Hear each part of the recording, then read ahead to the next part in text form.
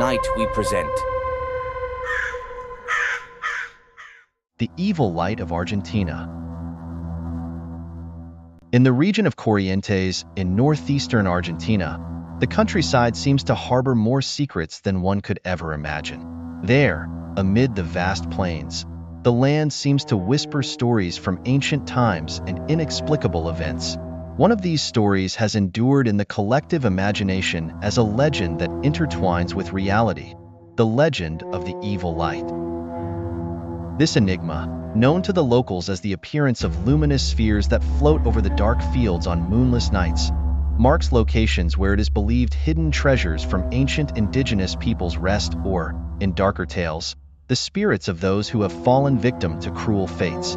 Stories of these lights were mere murmurs among the people until, in 1943, an unprecedented event occurred, bringing the legend to an entirely new level. Corrientes, a province known for its natural beauty and its connection to the Parana River, has been the setting for numerous historical events and local legends. However, during the year 1943, something inexplicable occurred in the rural areas that attracted the attention of the press and put the inhabitants on edge. It began on a stormy night when a group of farmers working in a field located about 40 kilometers from the city of Corrientes reported a series of strange lights hovering over their land. At first, the phenomenon was considered just a simple reflection of some atmospheric event. But when reports began to come in from other parts of the region, it became clear that something out of the ordinary was happening. The first disappearance occurred in the early hours of a particularly cold night when the head of one of the working groups, a man named Andres Alvarez, vanished without a trace. He had been alone in his field, watching over a maize harvest, when a bright flash appeared on the horizon. Witnesses claimed to have seen him walk toward the lights, as if something were calling him. A few hours later, the news of his disappearance began to circulate, and rumors about the mysterious lights intensified. During the same period, more baffling events were reported. Some people claimed to have seen the lights approaching their homes during the night. Others, however, reported hearing unintelligible whispers, as if spectral voices were floating in the air. The connection between these strange occurrences and the legend of the evil light began to take shape in the local conversations. It was said that those who approached the lights would disappear without a trace, as if they were swallowed by them, doomed to an unknown fate or, worse still, to an eternal trance-like state. Chaos ensued when several villagers decided to investigate further. Equipped with flashlights and other tools, they ventured into the fields to search for some logical explanation. No one returned that night. When family and friends ventured into the fields the next day, they found their belongings scattered, but there were no signs of life. Fear gripped the community, and the stories about floating lights began to merge with the old tales of hidden treasures and vengeful spirits. Some even hinted that the phenomenon was a curse related to an ancient conflict between indigenous peoples and colonizers, which they said had left behind an unpaid debt that now, in the form of lights, was returning to collect. As the testimonies accumulated, an invisible force seemed to surround the region. No one was safe from the wandering lights, and soon, the fear spread beyond the limits of the nearby villages. Even the local police, who had initially tried to downplay the matter, were forced to take action when they began to receive reports of mass disappearances and people claiming to have witnessed these strange phenomena. The connection with the evil light legend grew stronger, and soon, local newspapers began covering the story more extensively. The press reported that the lights not only appeared on moonless nights, but were also seen floating near ancient Guarani ruins, sites known for local legends about fallen warriors and forgotten secrets. This fueled the belief that the spirits of those warriors had not found peace, and that the lights were a manifestation of their restless souls. In an attempt to unravel the mystery, the local government sent a small scientific expedition to the region. A group of physicists, along with some experts in atmospheric phenomena, ventured into the fields to investigate the reports of lights. Although no definitive answers were found, the scientists reported a phenomenon of light reflection and refraction in the lower layers of the atmosphere. However, their explanations were not enough to calm the locals. The more devout insisted that there was something more behind the phenomena, something supernatural. Amidst all this, the figure of an elderly man began to gain importance in the stories circulating through the nearby towns. He was a man named Juan Ledesma, known for his knowledge of local traditions and beliefs. Ledesma had claimed for years that the evil light was not merely a natural phenomenon, but a warning. According to him, the lights marked the location of an ancient treasure, but they were also a sign that something dark was unfolding in the region. His story became the center of theories about the origin of the lights and the disappearances of people. Tension grew even more when, in the same week, the relatives of the missing people began to notice that, somehow, the lights seemed to be getting closer to the villages, as if they were hunting the people. Stories of voices and whispers continued, and the atmosphere in Corrientes grew thick with fear. Fear had taken hold of Corrientes. After weeks of disappearances and inexplicable phenomena, the region seemed to have fallen into a state of collective despair. People began abandoning their homes, while others sought refuge inside their houses, terrified that the lights might drag them to the same fate as the missing. The evil light legend had transcended the supernatural, becoming a symbol of terror, and the atmosphere had become suffocating, filled with rumors and speculations. Local authorities decided to send a new expedition to the region, this time with the goal of uncovering the truth behind the mysterious events.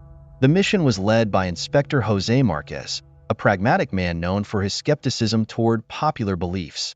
He didn't believe in legends or the supernatural, and his task was to resolve what he saw as a social and psychological issue.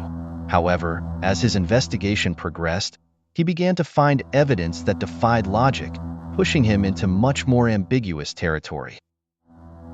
The expedition was composed of a team of researchers, including scientists and experts in atmospheric phenomena. At first, the investigations focused on analyzing the lights using advanced technologies, such as high-sensitivity cameras and radiation measurement equipment. However, they soon realized that their efforts were in vain, as the lights couldn't be captured or studied in conventional ways. It was as if, somehow, they vanished the moment they were observed directly. What happened next, however, completely changed the nature of the investigation. One night, while the team was conducting an exploration near the Guarani ruins, one of the team members, a young geologist named Raul Fernandez, vanished without a trace. According to the testimonies of others, Fernandez had fallen behind, separated from the group as he examined a strange rock formation when a luminous sphere appeared before him. In a matter of seconds, the man disappeared without leaving a trace. Panic spread throughout the team. Search parties were organized, but once again, no signs of him were found. However, something even more bewildering occurred that same night.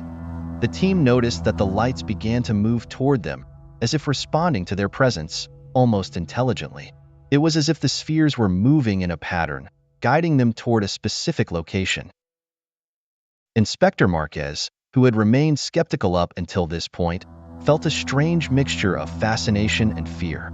He decided to follow the trail of lights, believing that if they could reach their origin, they might finally understand the nature of the phenomena. It was then that they arrived at an ancient indigenous cemetery, a site that had been abandoned for generations. The graves were covered in overgrowth, and the stones were engraved with symbols that none of the researchers could identify with certainty. In the center of the site, among the overgrown graves, they discovered something that left them stunned. A massive circular stone, its outline illuminated by the same luminous spheres. As they drew closer, the team could clearly see that the stone was engraved with strange symbols, similar to those used by the Guarani in their art and religion. But the most perplexing part was that in the center of the stone, there was a cavity, as though it were an opening in the ground. What happened next, when the researchers decided to enter the cavity, would forever change the history of the region. Inside the hole, they found a series of ancient objects, what appeared to be a Guarani ceremonial altar, adorned with precious stones and golden artifacts. But at the same time, what the investigators found was far more disturbing. In one corner of the altar, they discovered a series of human remains. These were scattered bones, belonging to people who, apparently, had been sacrificed in some way, as part of an ancient ritual. These remains, according to later studies, matched those of the individuals who had gone missing in the preceding weeks. The connection between the lights and the sacrifices was immediate. Archaeological experts began speculating that the evil light was not a natural phenomenon nor a supernatural manifestation, but rather a manifestation tied to the remains of a forgotten ritual. According to the beliefs of the indigenous peoples, the souls of those sacrificed could not rest until their sacrifice was acknowledged, and the luminous spheres might have been a manifestation of those souls, seeking a way to communicate with the living. The discovery of the human remains and the Guarani altar not only revealed a hidden part of the region's history, but it also led to a new interpretation of the events that had terrorized Corrientes for weeks. The lights were not only a sign of a hidden treasure, but they were also, in some way, a warning. Those who interfered with the forgotten past of the Guarani would be pursued by the restless souls of the sacrificed. However, the mystery did not end there. As the team began to gather the remains and study the altar more closely, they started experiencing strange occurrences. Some members of the team began to fall ill inexplicably, while others claimed to have heard whispers through the underbrush. The lights reappeared, this time more intense and focused on them. A sense of despair took over everyone. Ultimately, Inspector Marquez, who had witnessed all these events, made a drastic decision. He decided to seal the cavity and forbid any further exploration. The region of Corrientes, while never forgetting the events of 1943, returned to normal on the surface. However, the disappearances ceased, and the atmosphere of terror that had gripped the area dissipated. Today, the evil light legend remains an enigma in the region. Meanwhile, archaeologists have confirmed that the Guarani civilization practiced complex rituals, many of which involved human sacrifices, something that had been forgotten over time. However, some people still claim to have seen the luminous spheres dancing in the dark nights of the countryside. Are they truly the souls of those sacrificed, seeking justice, or is it simply a natural phenomenon still waiting to be understood? This mystery, although seemingly resolved in its most concrete aspects, continues to echo unsettlingly in the lands of Corrientes, where some say the lights never fully disappear. The questions don't end here, nor does our pursuit. If this story unveiled something you never expected to discover, then you're in the right place. Remember to subscribe, turn on notifications, and share this tale with others who, like you, are drawn to the unknown. Here, mystery always finds its voice, until we meet again, where the inexplicable will once again serve as our starting point.